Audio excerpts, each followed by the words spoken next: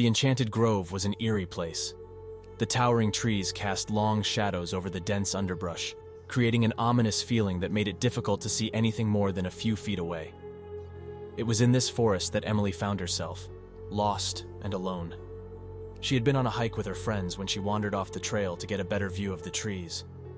Now, she was completely turned around and couldn't remember which way she had come from. Emily pushed her way through the underbrush, feeling more and more panicked with every step she took. The forest seemed to pulsate with an eerie energy, and Emily couldn't shake the feeling that she was being watched. And then she saw it. A cabin, nestled in a clearing. Relief flooded through her, and she started to run towards it. But as she got closer, Emily realized that something was off. The windows were boarded up, and the door was rusted shut. There was no sign of life. Before she could turn and run, a hand clamped down on her shoulder, causing her to scream. Emily turned to face her attacker, but all she saw was a blur. Two hands grabbed her, and she was dragged inside the cabin. Gagging, Emily realized that she was not alone. There were others here, bound and gagged, their eyes wide with terror. They looked at her, pleading for help, but Emily was too scared to even scream. The man who had brought her in was tall and lean, with piercing blue eyes and a face twisted into a grotesque grin.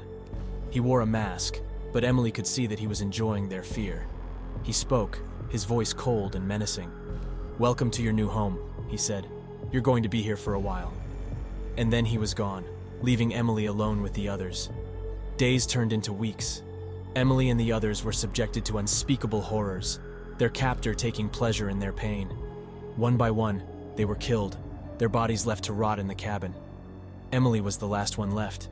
She was weak and frail, barely able to move, but she was determined to escape. One night, when the man came to check on her, Emily lunged at him. It was a desperate move, but it worked. She managed to grab the key from his pocket and unlock her chains, and then she ran. Emily ran through the forest, not stopping until she collapsed from exhaustion. When she woke up, she was in a hospital, surrounded by police officers. The man who had held her captive was never caught, but Emily knew that he was still out there, waiting for his next victim, and she knew that she would never be the same again.